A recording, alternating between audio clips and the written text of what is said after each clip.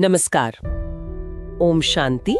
बहुत बहुत स्वागत और अभिनंदन आप सभी का आज 19 जून 2025 की मुरली चिट चैट में। तो आज प्यारे शिव बाबा ने हमारी ईश्वरीय संतान होने की श्रेष्ठ पहचान याद दिलाई है। बाबा ने समझाया है कि कैसे हम स्वर्ग के वारिस बन रहे हैं और इस संगम युग पर हमारा परिवर्तन कितना महान है। आज के इस विश्लेषण में हम बाबा के इन्हीं शब्दों से उभरते मुख्य संदेशों को समझने की कोशिश करेंगे और कैसे यह पहचान हमारे अंदर खुशी और शक्ति भर सकती है और बाबा के प्यार और श्रीमत पर चलने की प्रेरणा दे सकती है। तो चलिए इस पर गहराई से विचार करते हैं।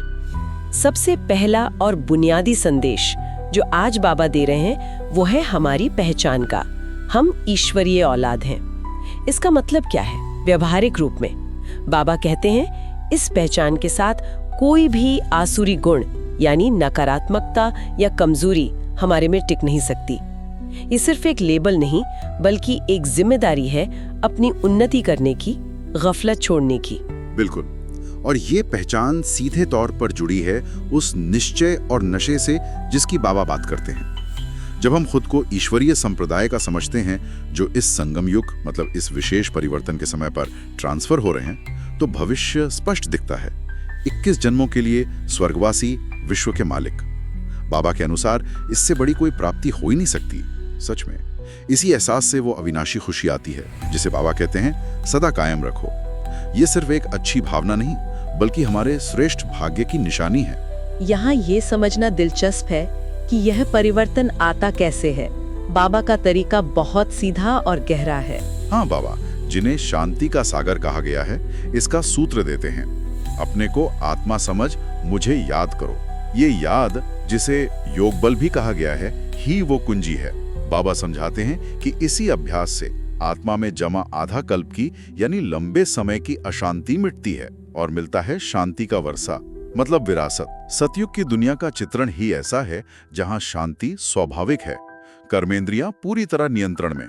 तो इस स्पष्ट है कि कर्मेंद्रियों पर विजय का आधार बाहरी कर्मकांड नहीं बल्कि आंतरिक योग बल है जो उन्हें शांत और शीतल बनाता है। नहीं, उनका उद्देश्य बिल्कुल साफ है, हमें 21 जन्मों का भरपूर सुख देना।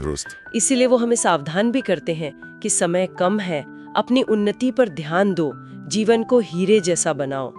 और ये बात दिल को छू जाती है कि बाबा का ध्यान सिर्फ हम बच्चों पर है। जैसे वो कहते हैं मेरे तो तुम ही हो, तुम्हारे ऊपर हमारा मोह भी है। इस मोह शब्द में कितनी आत्मीयता और गहरा लगाव झलकता है। निश्चित रूप से बाबा का यह अथाह प्यार ही नींव है।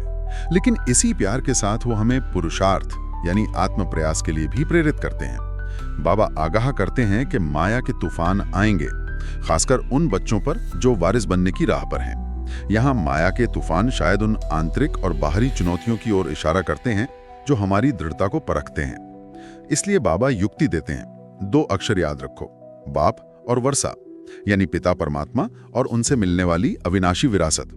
ये फोकस हमें बाहरी भटकाव से बचाता है। तो ये बाप और वर्षा का मंत्र एक एंकर की तरह काम करता है और इसके साथ बाबा अंतर्मुखी होने पर भी जोर देते हैं। इसका क्या महत्व है?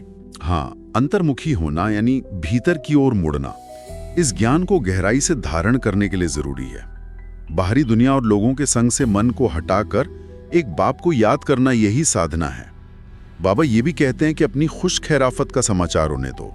ये सिर्फ एक रिपोर्ट नहीं बल्कि दिल का हाल सुनाने जैसा है, जैसे बच्चे अपने पिता से बात करते हैं। इससे संबंध और मजबूत होता है, सहारा मिलता है। और इसी संबंध की नींव पर है श्रीमत पर चलना। बाबा स्पष्ट करते हैं कि अगर उनकी श्रेष्ठ मत, उनकी सलाह नहीं मानेंगे तो वो ऊंचा पद कैसे मिलेगा जिसकी बात हो रही है। यहाँ सपूत बच्चे का उदाहरण दिया गया है जो फौरन मानते हैं। ये दिखाता है कि मानना सिर्फ आज्ञा पालन नहीं बल्कि बाप के प्यार और मंजिल की कदर करना है। हाँ, बिल्कुल सही। और आज का वरदान भी इसी भावना को पुष्ट करता है। कल्याणकारी वृत्ति द्वारा सेवा करने वाले सर्व आत्माओं की दुआओं के अधिकारी भव। जब हमारा दृष्टिकोण स्वयं के साथ विश्व कल्याण का होता है तो बाबा के अनुसार हमारे हर कर्म में स्वतः ही दुआएं शामिल हो जाती हैं। हम निमित्त बनते हैं और स्लोगन भी एक महत्वपूर्ण चेतावनी देता है। बाहरी साधनों की चमक धमक आकर्षण कहीं हमारी आंतरिक साधना को, उस अंतर्मुखी स्थिति को कमजोर न कर दे। अनुभव रूहानी भाषा का करना है, जिसमें शायद नैनों से, भावनाओं से, संकल्पों से बात होती है। तो आज की चर्चा का सार यही निकलता है कि बाबा हमें हमारी असाधारण पहचान याद दिला रहे हैं। हम ईश्वर की संतान हैं, बेहद के बाप से स्वर्ग का अविनाशी वर्षा पाने के अधिकारी हैं। ये पुरानी दुनिया जिसका वर्णन बाबा करते हैं, अब परिवर्तन के अंतिम चरण में है। हमारा काम है बाप की याद और श्रीमत से अपने जीवन को मूल्यवान हीरे जैसा बनाना। जाने से पहले एक विचार साथ ले जाएं। आज बाबा की कौन सी एक बात दिल में सबसे ज्यादा खुशी और शक्ति भरती है, उसी एक बात को स्वरूप बनकर अनुभव करें। ओम शांति।